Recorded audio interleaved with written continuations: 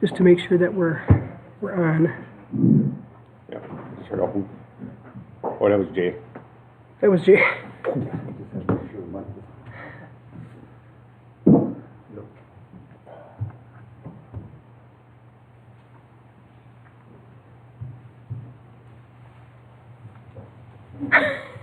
Oh, my stupid brothers. Can you see if we're on YouTube? You want me to check? I can check.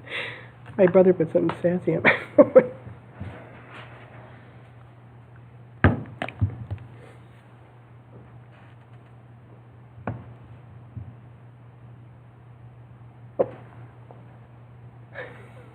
Five, 1, Yep. 2, okay. It's there. Just so whenever Jeff's ready. Oh, is it? I got 1 minute. Yeah, 1 minute.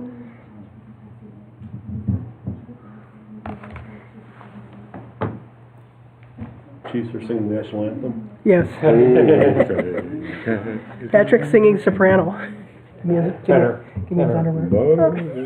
My brother did the Bulls, the Cubs, the White Sox. Yeah? Yeah. Oh, that was your brother. He was a music teacher. Really? Yeah. Well, something should have rubbed off on you. That's where I was heading. Just had a different idea in my head. You wanted to save lives? Yeah. Johnny Gage and Roy DeSoto sent me in a different direction.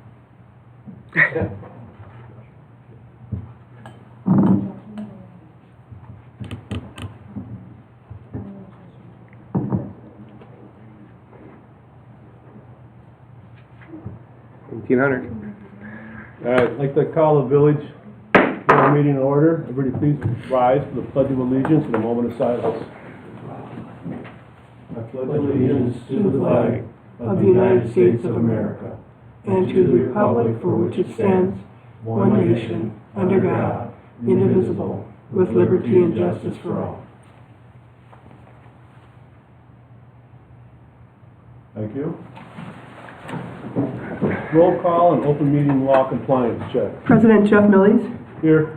Trustee Jay Pekka. Here. Trustee Gary Finch. Here. Trustee Dylan Newman. Here. Mr. President, note for the record you have a quorum of your village board and you're in full compliance with the open meetings law.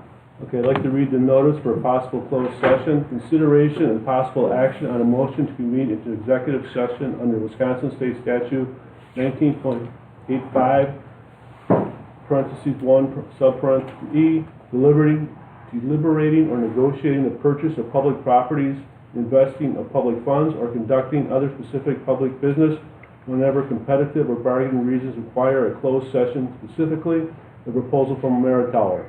Included in the closed session will be the members of the village board and administrator clerk.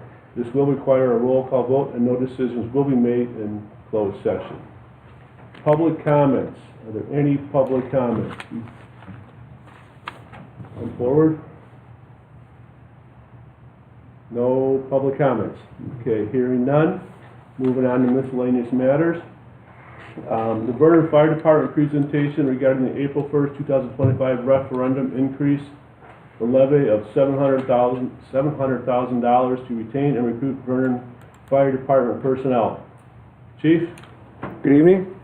I'll grab this microphone.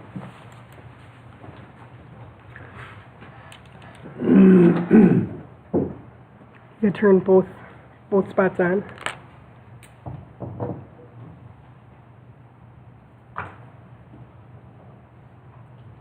You need help? No, let's get in there. Maybe I do need help. Did you put the batteries in the right way? I did. Everybody, there you go. Thank you. So we wanted to give you guys an idea of what we're going to talk about when we have our informational meetings, and also tonight give an opportunity for some of the community to get some information. Seems to be a lot of questions out there, maybe some information, and we just want to make sure that everyone's on the same page so they can make an educated decision when we have the vote for the referendum on April 1st. So first and foremost, the reason for the referendum is pretty simple. We need to be able to maintain the current staffing levels that we have right now We operate in a pretty effective manner, and we'll talk about that as we go through our PowerPoint. I don't want to be anyone's way. A couple things to keep in mind is that this is not a raise. This is to maintain the current funding that we have for our positions. What this will also do is allow us to maintain our ability to respond to calls and be effective in how we do that and how we do it today. It also allows our people to still be able to do some of our community risk stuff like fire inspections, fire prevention education, things like that.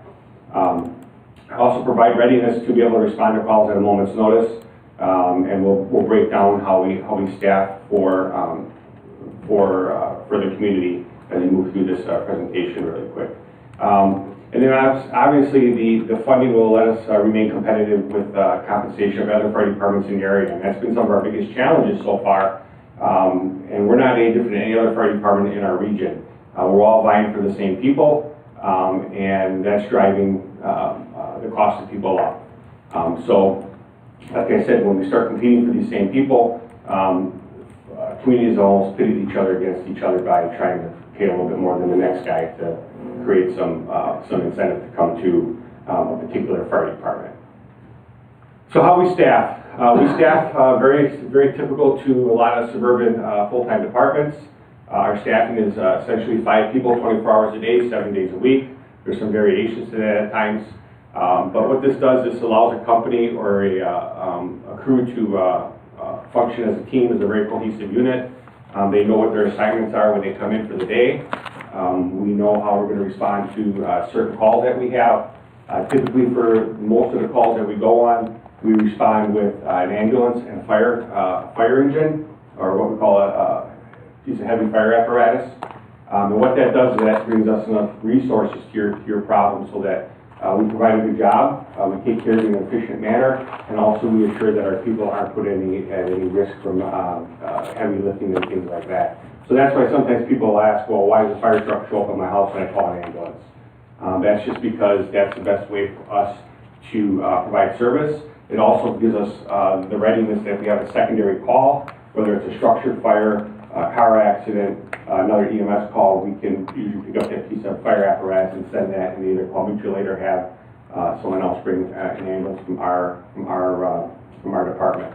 So our staffing typically consists of an officer who's in charge of the crew for the day, 2 firefighter paramedics, 2 firefighter EMTs, and then those guys and girls are supplemented by our chief officers. We have 4 chief officers on the department. We're all part-time. We do administrative work, and we do a lot of work that we'll respond from if we're at home or if we're out and about. If a call comes in, we'll just drop what we're doing and we'll respond to your emergency. So basically what we do is we have the 5 positions that are there 24/7, and then those are all filled by part-time employees. So we have a pool of about 50, typically about 50 to 60 members. That can kind of can fluctuate a little bit based on if some people have taken leave of absences, people moved on to different careers, or for hiring new people. So we are authorized a strength of up to 75 members. That changed about 4 years ago, 5 years ago, when we had some issues with a lot of people on leave of absences because of career employment, and we had to make sure that we were within what the ordinance defined. So who provides the staffing to your community? It's made up of a lot of different individuals. We're a very diverse workforce in Waukesha County. We have a lot of people who don't live in the area. As you can see by some of the bullet points, these people are here 24 hours a day, 7 days a week, 365 days a year, whether it's a holiday, it's bad weather, whatever day their rotation falls on, they are here. They provide a phenomenal level of service to the community. They treat people who live in this community like it's their own family, and that's kind of our mission statement. It's real simple. We treat you like family is what we've gone by since we started the Vernon Fire Department in 2010. That simple philosophy, I think, has really transitioned into providing very high level of service to the community. And we get a lot of compliments. I get a lot of compliments. Our chiefs get a lot of compliments from people who say that your people really took good care of me or my family members, and that's important because that's what our people strive for. is to do a very good job. And again, a lot of these people don't live in the area. We have a handful of people that are actually live in the village of Vernon that are on the fire department. And we'll talk a little bit about that as we move through this as well. So again, we have people come from all over the area, but we're all facing the same challenges. Every fire department is up against the same type of challenges. We're trying to get people invested in working in this profession, and with the way things have gone over the last 10 plus 15 years, that's been hard to do because of the way things have changed with some of the state government stuff. People have maybe changed some of their focus for what they want to do for a career. So we do look to try to do things, and we try to do some things. In last year or so, we picked up a couple of high school kids in what WCTC has a DEA program, it's a Dual Enrollment Academy, and we were able to get a couple of kids out of that program that have really paid off well for us. They're young, they're starting to gain a lot of experience, but they're very dedicated to how they want to advance their career aspirations, and so we're lucky to have that resource. And again, this referendum idea is not something that's new to Vernon. It is new to Vernon, but it's not new to our area. The last election cycle, there were a ton of different referendums for public safety throughout the area. Walworth County had a bunch. There were some all over the state that really were focusing on trying to ensure that we can provide service. And the reason that happened is because of the caps we have from the state on increasing taxes. So many departments have been forced to go through the referendum process to get the money to operate, just basically provide the essential services that we want to be able to provide on a daily basis. Okay. Real quick, a couple things here. Every member of the fire department, we have dual credentials, so we're fire and EMS, which is something that makes a lot of sense because we have 5 people. We have to be on a shift. We have to be able to handle any emergency that would occur throughout the day. So all of our firefighters meet state requirements for structural firefighting with the state mandate. People who drive the fire apparatus are called heavy equipment operators. They have state requirements they have to meet. Fire officers and chief officers are the same thing. There's all different levels of criteria that the state of Wisconsin mandates through the safety and professional standards that we have to meet. So that's where a lot of the dedication and that's where a lot of the time commitment comes into play, and that's what creates some of our shortfalls in time in trying to get someone from the community to be able to come into either volunteer, paid on call, or work part-time.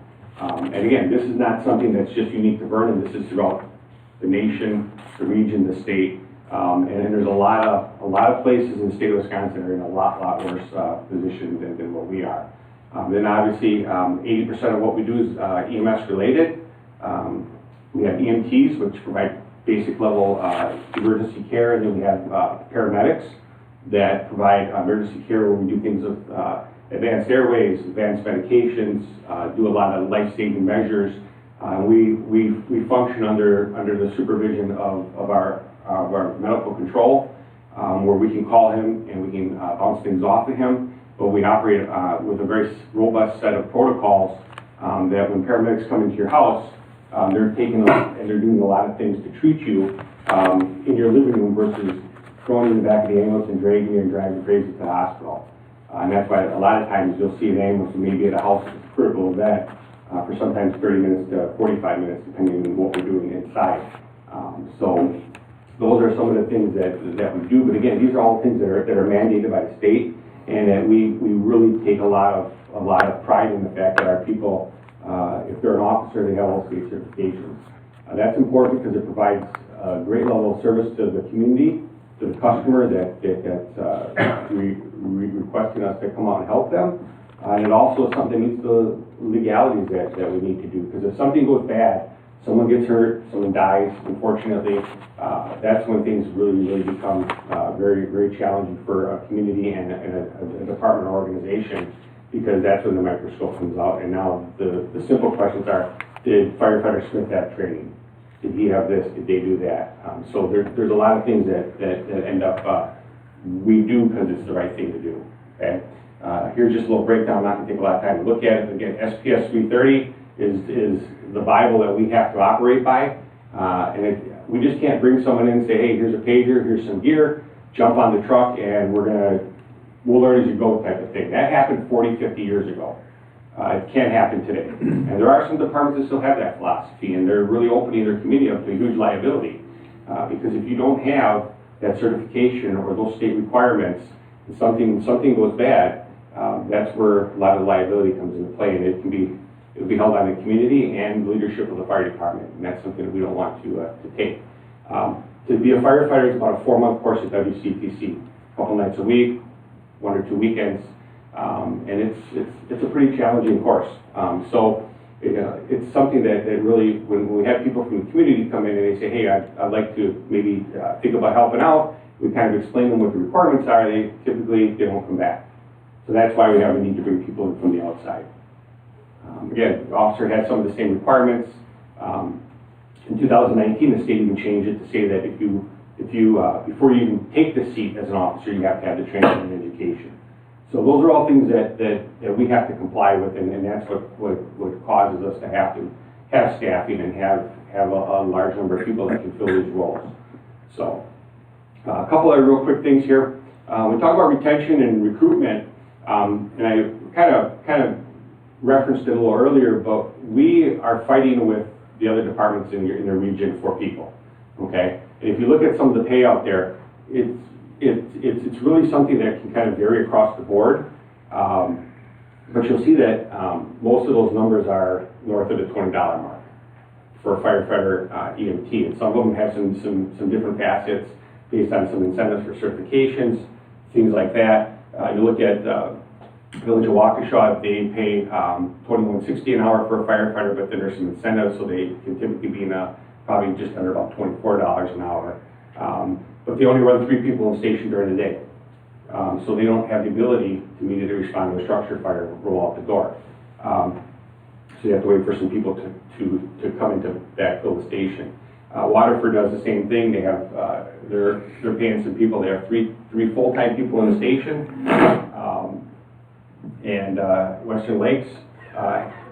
Western Lakes over the course of the last several years has really transitioned from a volunteer / paid on call organization to they're trying to go all career. They still have some part-time stuff intermixed. But again, it's creating that need for people, and the way that a lot of departments are doing it is by transitioning from that volunteer paid on call method to a part-time or full-time method.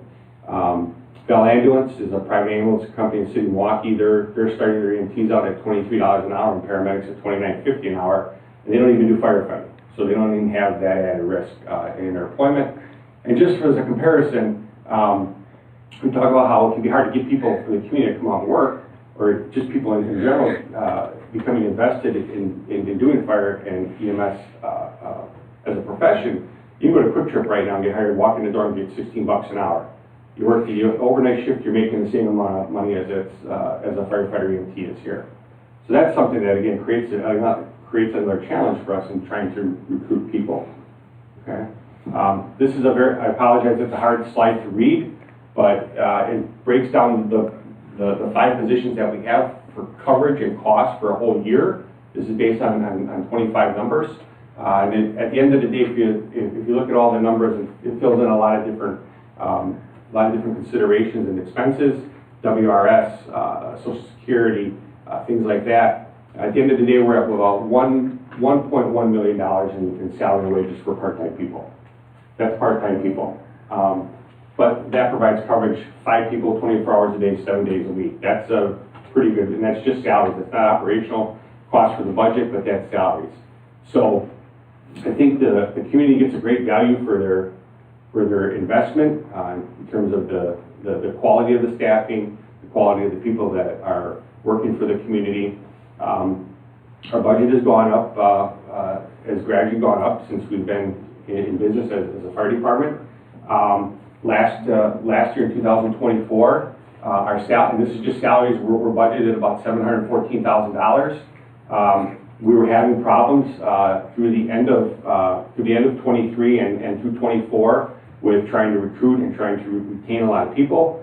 We did some surveys of our people that we had employed, And the common theme was, there was two things they wanted. They wanted more money, and they wanted the ability to be into the Wisconsin retirement system if they worked the required hours by state statute. Those are the two things. We had several meetings with the leadership of the village throughout 2024, and in mid-year, August, was about August or so, we came to the consensus we needed to make some changes to remain competitive, and we did that with some ARPA funding, and that was a godsend. That was able to kind of bridge a gap where we were able to increase the hourly rates that made us competitive. 2025, we're at about almost $1.2 million. So there's a slight increase if you add in the ARPA differences. And then we're going to have to determine what 26 will hold based on what the election looks like. But again, that ARPA funding was utilized as kind of like to bridge that gap of where we had salaries. That was money that was designed for that through the federal government. So fortunately, we were able to utilize that, which really helped us. Increase our ability to recruit, and we saw a very substantially positive response to that. We've hired a bunch of employees. We've been able to attract some additional firefighters, and that has worked very well for us. So that's why we're at the point we are today, where we're talking about the referendum and trying to maintain that.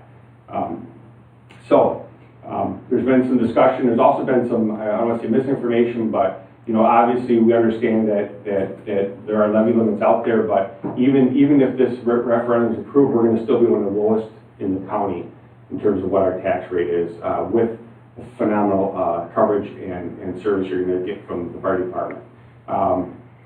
There's been some discussion, and again, just for comparison. If we were to look to hire a completely full-time staff, you're looking at about $2.7 million just for the line personnel in terms of what that would cost. Because when you start paying full-time people, there's health insurance, there's additional benefits and expenses that come along with that. And most departments are budgeting about $150,000 a year in salary for a department. New Berlin by us, they're a firefighter paramedic there after they're out of probation and they're at their top pay step is, Patrick, we're just about right under $100,000, $97,000 or $98,000. So, and if you're not competitive, you're not going to attract quality employees. Okay, so that's what the alternative is. Maybe somewhere down the line we may have to look at some full-time people, but right now this part-time model has worked well for us. Again, our people, I think, are very capable. They provide a great level of service to the community, and again, I think the community really gets a really good value for the money that's invested in the department. Again, keep in mind, these people that are working here part-time right now, they do not receive any type of benefit except for the Wisconsin retirement system. They don't get health insurance, they don't get sick leave, things like that, vacation, paternity leave. So they're here. The one benefit they do get is if they work more than 1,200 hours in a calendar year, they're eligible to be enrolled into WRS. And when that happens, then the employee has a portion to contribute, and then the community, the organization also has to do some contributions as well. But again, the employer is also invested in that process. So just with all those numbers being thrown at you, what we have seen that since COVID has hit us, we've been impacted by having a little bit of a harder time getting people, because people are not as I think interested in this position. Costs have been driven up, whether it's salaries and wages or just the things that we need to operate on a daily basis. Ambulances, our last ambulance we bought, and the town board did a phenomenal job. We ordered it early because we had some inside information that the cost of these things was going to go up. We ordered an ambulance and paid about, I think we were at $273,000 when we bought that ambulance 2 years ago. And by ordering it early before a lot of the COVID impact hit, we were way ahead of the game in terms of delivery times, and we saved a substantial amount of money, so that was something that was good. When we need to order a fire truck, we're looking at about probably $900,000.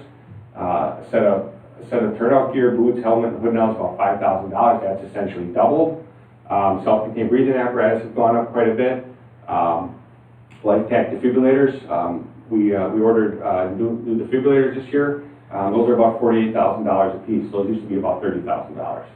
So everything's excessively gone up, and the time delay in getting things like fire apparatus and ambulances. There's some departments that are going to wait 4 years for a fire truck. So I mean, you really have to think about ordering stuff today if you need it 4 years from now. Ambulances, Village of Waukesha has had an ambulance on order for almost 3 years.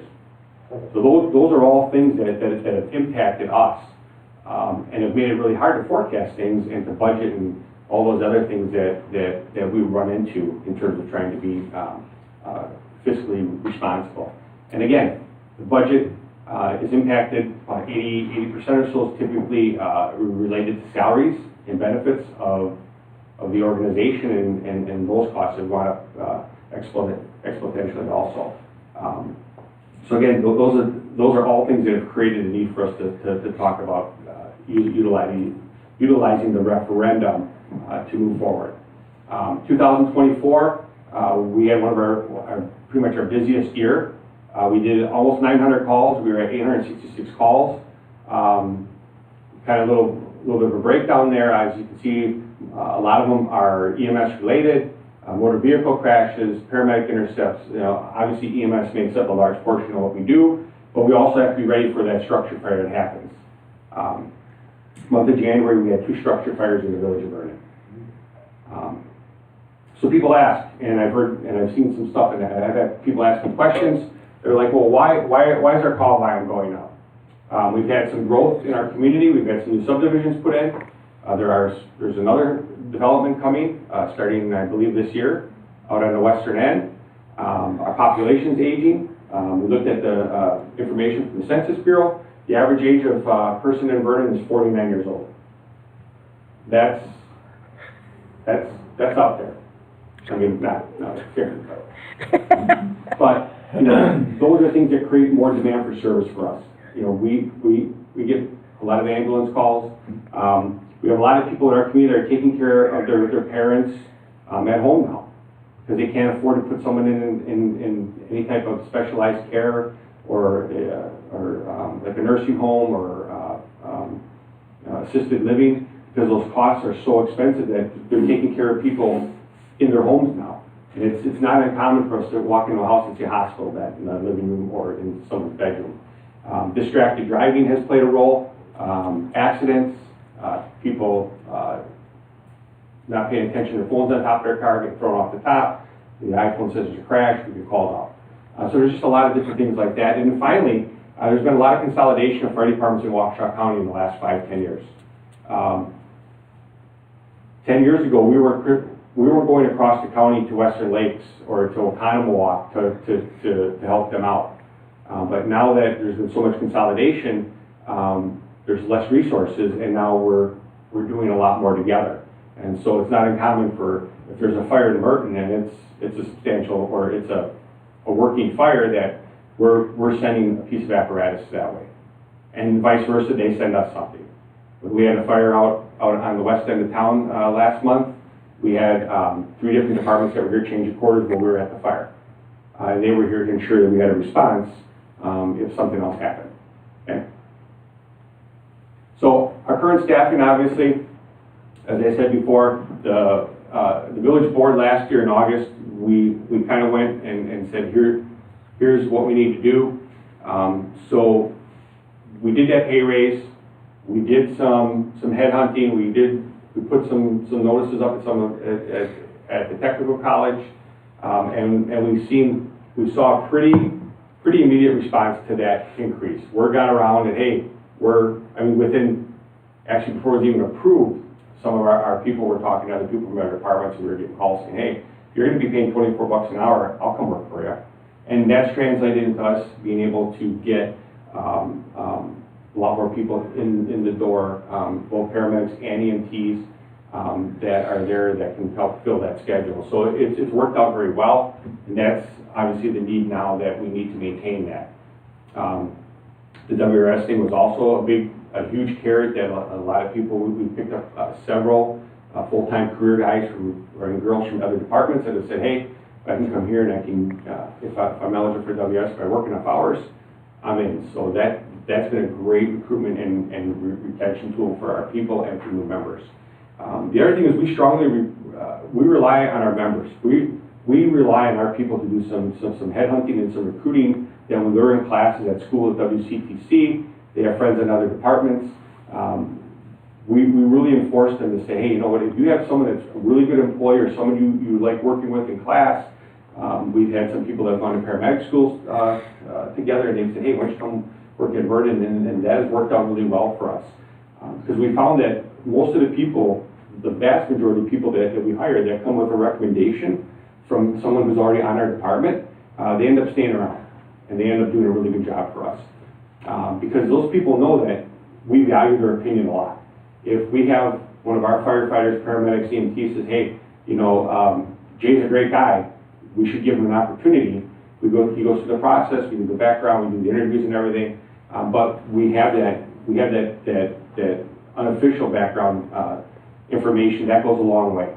And that has been very successful for us. We put our typical stuff up on the board at WCTC. We get a lot of feedback from that. So we're doing a lot of recruitment from that standpoint. Because again, truly our members do a great job in recruiting for our people. We're looking and potentially exploring a concept as we move forward and maybe creating some type of a recruitment bonus for our people. Say, hey, if we can get someone to come in here and they're here for a set amount of time, maybe we'll give you some type of an award or an incentive for helping out the department and trying to maintain staffing. So we bounced about, gave you a lot of information in a short amount of time. We are, as long as you guys are good with it, we're looking at doing 3 meetings through the month of March prior to the voting on April 1st. Those meetings will be held at Fire Station 17, which is on Highway 164 and I-43. We're looking at doing March 13th at 7 p.m., March 19th at 7 p.m., and then March 26th at 7 p.m. as well. We'd encourage the community to come out, listen to what we have to say. If you have questions, you know, we'll do our best to try to answer them. But again, this is something that we feel is important, that the community understands why we're asking for the money we're asking for, and what that money is going to do to impact you as a resident. You guys got any questions? Sirs, ma'am? I don't have any questions. Okay, let's open up to the public if they have any questions we can answer. Right? Public have any questions? Mr. President, we just tell the public too, the next newsletter that should be approved tonight has a significant amount of information that we're sending out to every resident in the village. So some of those charts and information that you saw Alex put in, that'll be in the newsletter. We put it. Yes, Patrick. yes, and me. Just so you know. Any further questions? Newsletter would say 6 p.m. Well, they set these, the reason we had to change the first meeting is because the DOT has a informational meeting from 4 to 7. Those were just tentative dates. When the president and the chiefs and I spoke, we were trying to get dates, you know, to give to the board. Sure. So that's on the agenda next for you to decide, and then we can change those based on what, I can change those easily, and Patrick, excuse me, the chief can do it on his PowerPoint also. All right. We just wanted to get one at the board meeting so it's on YouTube so people can go reference it. Sure. Okay. All right, hearing no other questions. Thanks, Chief. Thank you. Thank you, chiefs. Yep. Chief. Moving on to dates for public information meeting for the April 1st referendum to increase the levy of $700,000 to retain and recruit Vernon Fire Department personnel. Chief mentioned March 13th, 19th, and 26th at 7 p.m. You guys... Does that work for the board members? Sure. Yeah.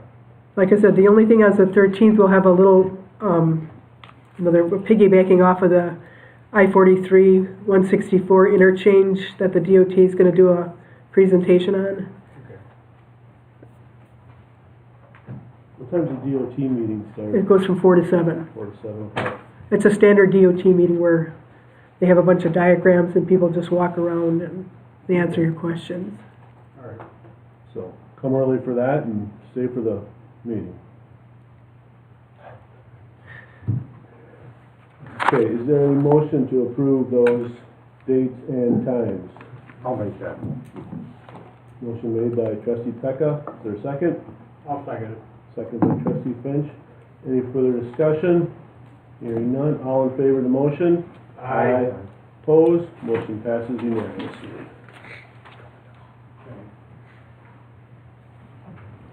Thank you, chiefs. Mr. President, agenda item C had an issue, a family issue, so he's requesting to be on the next village board agenda. Okay. Kept it warm for you. Need a motion this, for that? No, it's just, he can't make it, so we'll just, All right. Bartender licenses for Adam Westerndale and Brittany Stewart. Mr. President, everything is in order. They have their certification, their license, their fees have been paid. There's no issue with their background checks, so those bartenders' licenses are ready for your approval. I'll make a motion, can I approve both at once, or do I have Sure. to? Yep. I'll make a motion to approve both of those. Is there a second to the motion? I'll second it. Second by trustee Pecca. Any further discussion? Hearing none, all in favor of the motion? Aye. Opposed? Motion passes unanimously. Moving on to our spring 2025 Village of Vernon newsletter. Hopefully you all had a chance to go through it. I looked at it and I think it's very, very well written. We want to get this out as soon as possible. Yeah. I want Patrick to have it so he can look at the hours.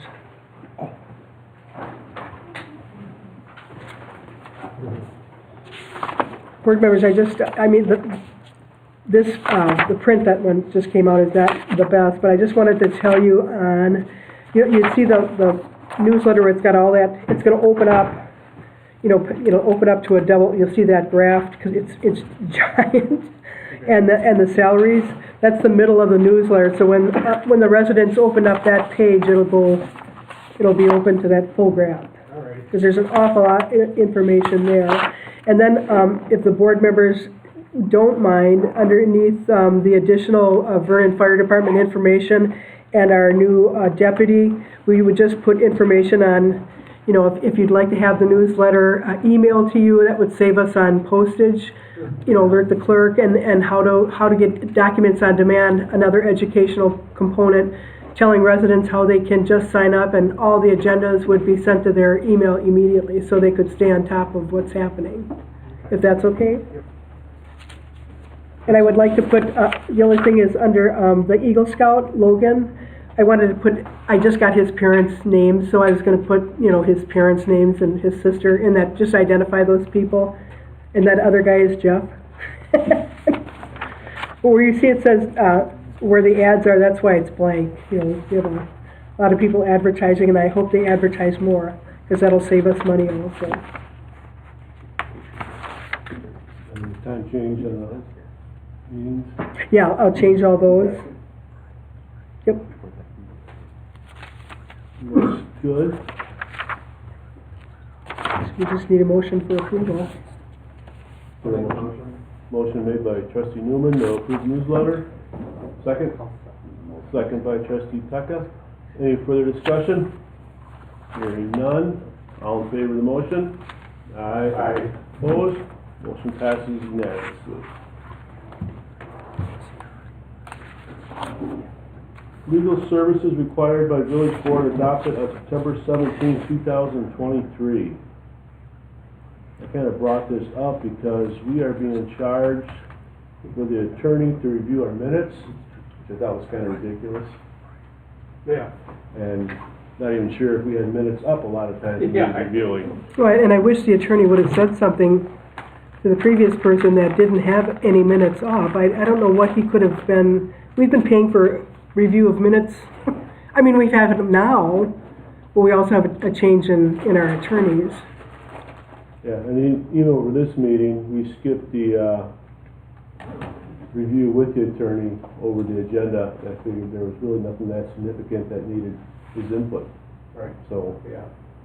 hopefully we can skip more of those meetings before a board meeting with the attorney to save a few dollars. I don't even see any other, In all due respect, notice of a public hearing, if you have a clerk that doesn't know how to do a notice of public hearing and you have to go an attorney, that's pretty bad. Yeah. There might be some circumstances, even this referendum, there are special notices that have to go out. I mean, if I had a question, I would call the attorney, but you shouldn't have to pay an attorney to review They're out. normal. No, I mean, I would take that out. But it's up to the board. It says if needed, we could change it to if requested by, Okay, so that you have the written power to do so Right. or whatever, but it's not automatically done. so the only thing at this point is minutes. If does the board want the attorney to review minutes? I don't Feel I like think cost so. savings, Jeff. well, it's Go ahead. average cost $30 a time to review minutes, so. And then how many minutes does he like have to review a month or whatever? 3, at least. But look at the next legal. Look at your legal fees. That's the, or go on an old packet and look at the legal fees that are. They add up quick. We're just trying to save money. Do we need to adopt it, what we're talking about? Yeah, we need to, You'd make a motion to approve it with the word if requested and minutes strucken from, just an updated memo. I'll make the motion. I'll second the motion. It saves money. any further discussion? Hearing none, all in favor of the motion? Aye. Opposed? Motion passes unanimously. Mr. President, on item G, the grant match program, I found another program that's even better than the program that's here, so if the board wouldn't mind, what I'm trying to find is someone to assist in grant writing, because there's a lot out there. Both the chiefs do a lot of grant writing for the fire department, and I would like to continue writing grants, but sometimes these places, have some caveats. The League of Municipalities does have a grant writing program that I just found out about. I'll bring that more information, but if we could delay on adopting this, I think I can find some better programs for Vernon for grant writing.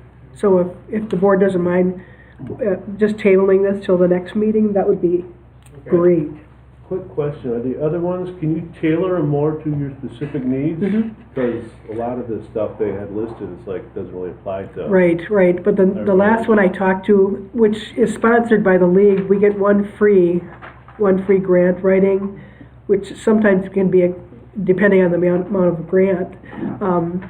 In the next board packet, I'll show you what this company does, but I'd like to look at one more. So you might, at the next board meeting, you'll have a little bit more. I'll include this, but I also want you to see a couple other ones. Okay. Is that okay? So if we just table this to the next board meeting? Sounds good.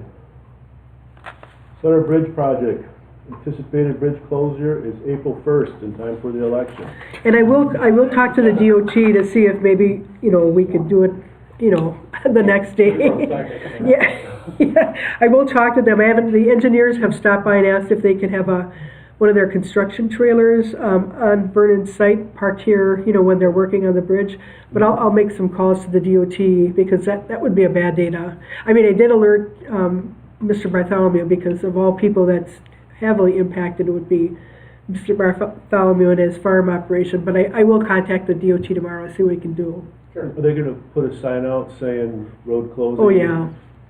Certain date, at least a couple In fact, weeks our ahead? DPW department's gonna do that, and then, in the bid that we have, the river has to be marked for winter and summer.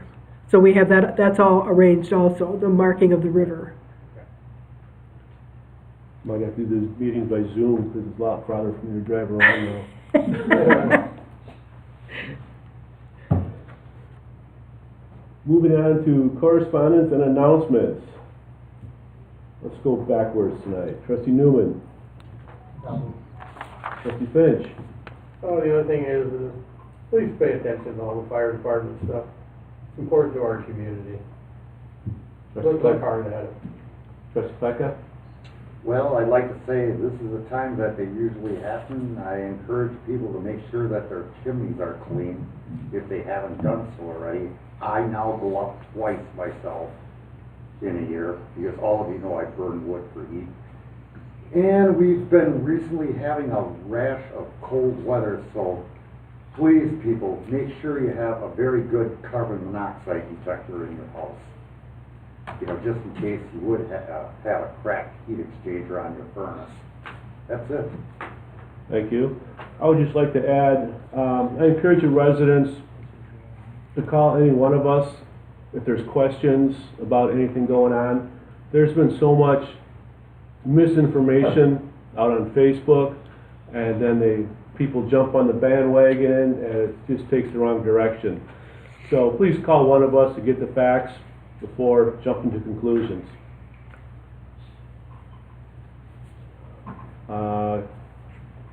Karen, do you have a report you need to add? My report will be next Okay. meeting. Treasurer report. Except for the elections in April will be at the Village Hall. And that's in the newsletter. I'm sorry, Terry. Terry, you want to give us an update? The 2024 tax collection just recently got completed.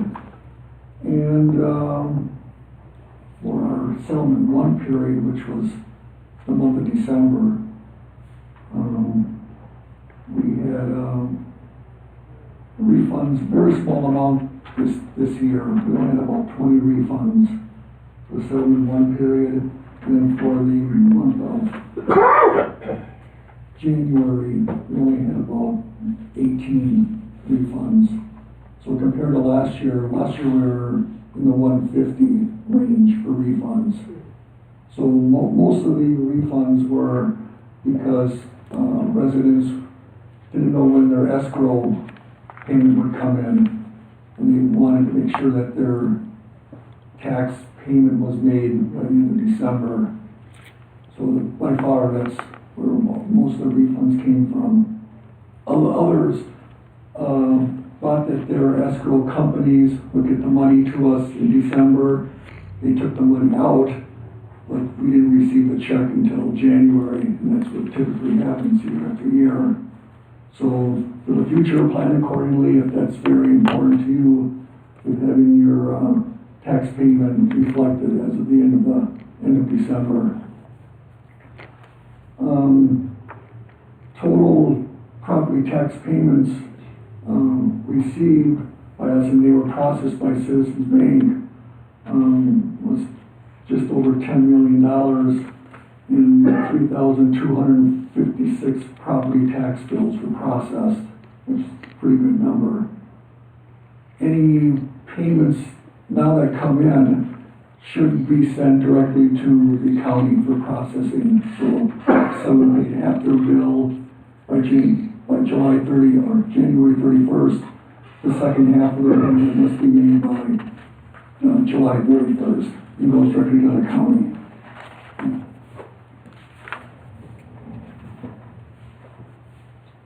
The settlement transfer checks were delivered this week to 4 places that prefer to receive checks, and then 2 ACs or 2 wires were done as of last Friday. So we're all caught up with what we have to pay to like Norris and Washington Caldwell and Waterford Union High School, Wabago Area School District, WCTC, and Waukesha County itself. That was a big chunk of the 10 million. Oh, yes. Big chunk. And then the reconciliation for the month of January was just completed, and that information is in your packets. the money that was held in CDs at American Deposit Management Company, those CDs had matured, and the money was sitting in a money market account, and we have now moved all the funds from American Deposit Management Company to Citizens Bank, so all the funds are in the Citizens Bank account. And that's all I have. Any questions? Thank you. Wausau County Sheriff's Department report. I didn't see one in the. That was the last one. We're just waiting for the chief's report now. Okay. And then, just do want to mention, we have a new deputy for Vernon, Deputy Joe Hosh. And he just got married, so he won't be at this board meeting, but he'll be at the next board meeting. Those darn kids. Vernon Fire Department January 25 report. Got my microphone. You guys should have received a copy of it, obviously, in your packet. 98 calls for the month. One of our busiest months ever. We had 2 structure fires in our community, one in Hidden Lakes and one on Craig. And other than that, it was kind of finishing up the end of the year. We're in the process right now of taking and getting our self-contained breathing apparatus placed in service, our defibrillators, and also our computer systems being worked on by our computer vendor. And then we are also in the process of transitioning to a different records management system, which is going to save the community a substantial amount of money. We did an evaluation last year, and we were looking at everything that we utilized, and there was a cost, and we were able to find a better product at a cheaper price. So it's going to translate into a cost savings for us for 2025 and moving forward. So that's it. Thank you. Thanks, Chief. Thank you. Have a good night. Moving on to finances. Accounts payable. We have 4 different batches.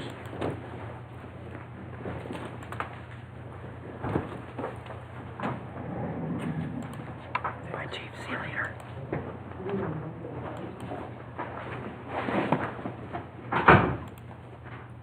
Order you guys want to take these on? What do A, B, C, and D? All right, first one, Which one we do? let's do the main checking one here for the total revenue from all, $25,801.68. No, Is that a settlement? that's a settlement.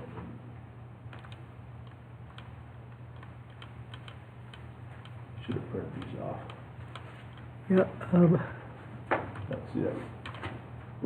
This is the first one of the packets, batch 2025-22.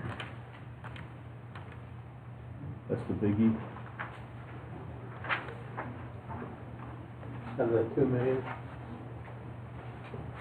That's cash account balance. it's the settlement wires? Well, this one's for the Wisconsin Technical College, Wisconsin County Treasurer. For $846,314.09. Yes. That's the settlement, actual checks. That's the CTC and W, The biggies. yeah.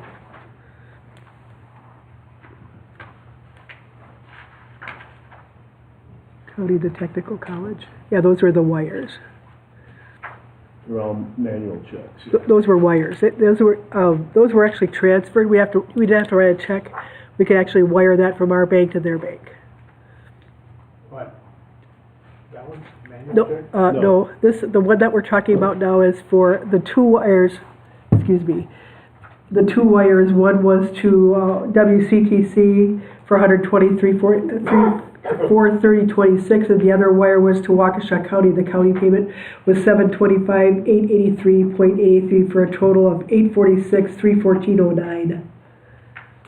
You'd be approving that wire. Okay. I'll make a motion to approve that wire for the grand total of $846,314-09. Is there a second? I'll second that motion. Any discussion? Hearing none. All in favor? Aye. Opposed? Motion passes unanimously. But the real biggie is the checks that were written. This is in batch, I think this is batch C. Mugwanago Area School District was $2,722,547.19. Norris School District was $1,622.80. Washington Caldwell was $703.48. And Waterford Union School District was $491.93 for a total of $2,725,365.40. Those were actual checks. Settlement checks. I'll make a motion to approve the total of those checks to $2,725,365.40. Is there a second? I'll second it. Second by trustee Newman. Any further discussion? Hearing none. All in favor of the motion? Aye. Opposed? Motion passes unanimously. Then we have the property tax refunds. That would be B. The only change you have on the property refunds is there's two $23 checks that you would not refund. What happened was when I went through all the tax bills, and if there was something missing on the tax bill, I sent an invoice out.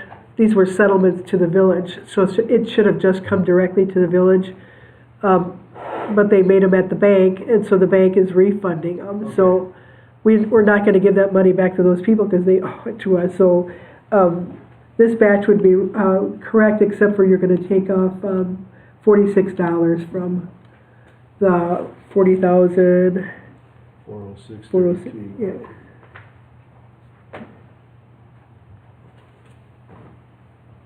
Oh, I said 46. I'll make a motion to approve that, subject to those changes. Okay. I'll second it. Motion made by trustee Newman, second by trustee Finch. Do we have a new amount, Karen? Or just... Oh, I didn't. Okay, as you were doing math there, I thought, I don't know. Oh, do you want me to quick get it for you? No, it's okay. I just have it in the motion that the $46 is not refunded to those people. And I'll put the correct total in. And then I'm sorry you didn't vote on that. We didn't vote yet. Any further discussion? Hearing none, all in favor of the motion? Aye. Opposed? Motion passes unanimously. And I'm looking for a total on your regular APs.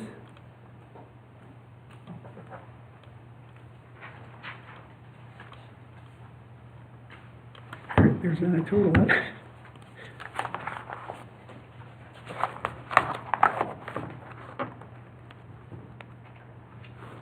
I hope there's one on here.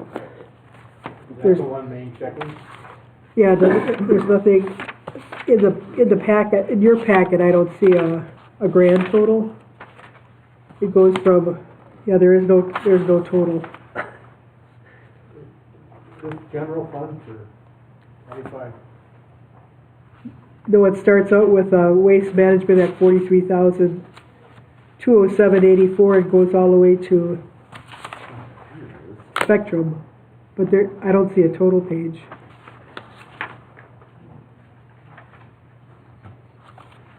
So if you were so inclined to approve this, I would make it conditional that the village president see the final total.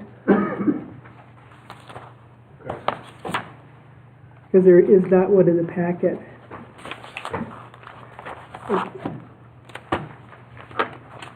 Double checking. Wait a second. Hold on 1 second.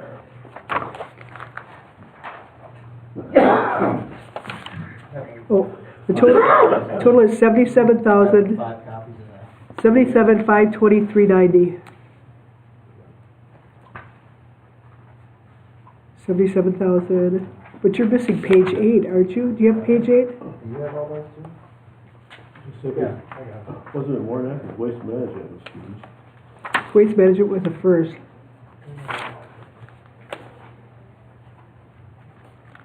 And I just want to pass this.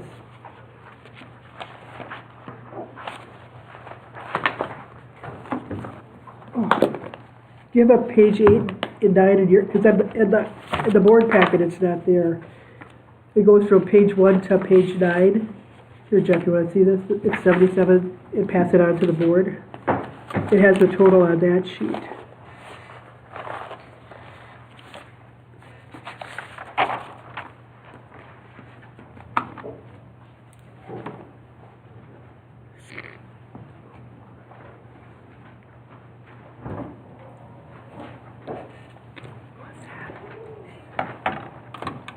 That's what people were in.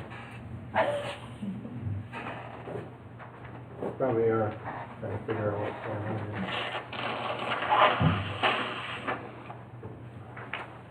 I didn't see that. Oh, there it is, okay. We have a total. Here. Last 2 pages have a total. Last 2 pages? Yep. 77, 77,523.90. that's it.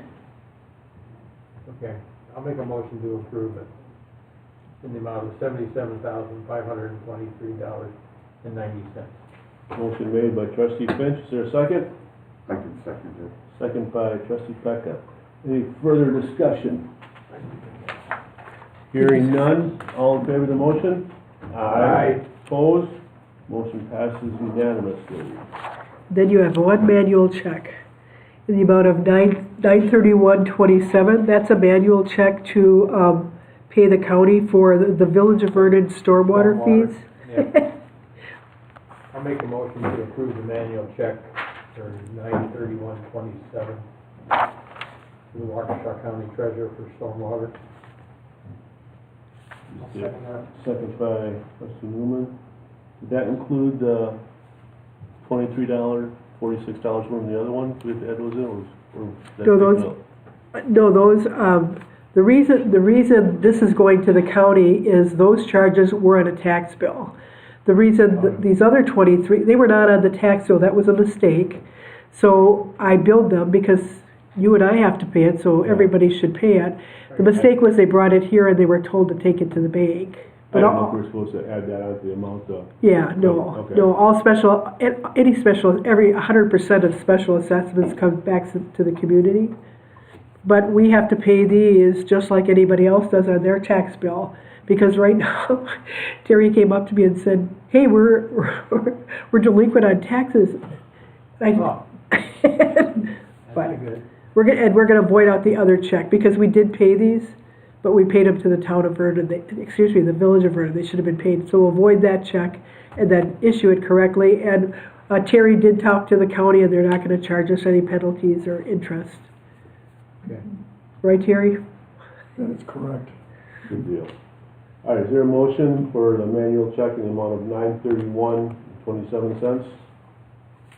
I'll make that motion. Is there a second? I can second it. Second by trustee Pecca. Any further discussion? Hearing none, all in favor of the motion? Aye. Aye. Opposed? Motion passes unanimously. That should be all of the finances. Moving on to board minutes from February 6th. So nice when we have to review one set of minutes. I thought the same thing too, Jeff. Oh, just wait till next board meeting. You're gonna hate me. No, we gotta get the minutes. Yeah. I didn't see any changes needed. Under D and E, my last name is missing an N. Oh, for God's sakes, D and E. Let me see where E is. Other than that. I see it. Spell check doesn't like your name.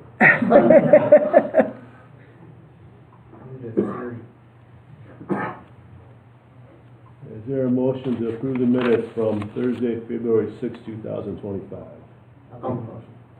there a second? I'll second it. Any further discussion? Seeing none, all in favor of the motion? Aye. Opposed? Motion passes unanimously. Announcements, all elections will be held at the Village Vernon Hall here, that's April 1st.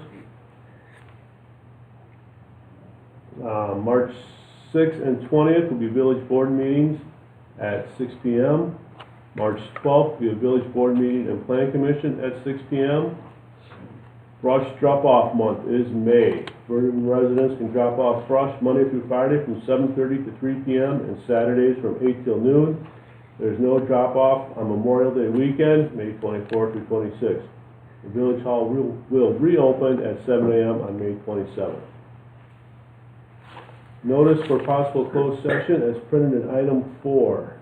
Is there a motion to go into closed session to discuss the Merit Tower contract? I'll make the motion. I'll second it. It requires a roll call vote. President Billies, Yes. Trustee Pecca, Yeah. Trustee Finch, Yes. Trustee Dubin. Yes. Mr. President, note for the record that your village board voted unanimously to go into closed session. We are in closed session. Okay, let me get everything stopped. Thank you, Terry. Have a good night, Terry. Thank you.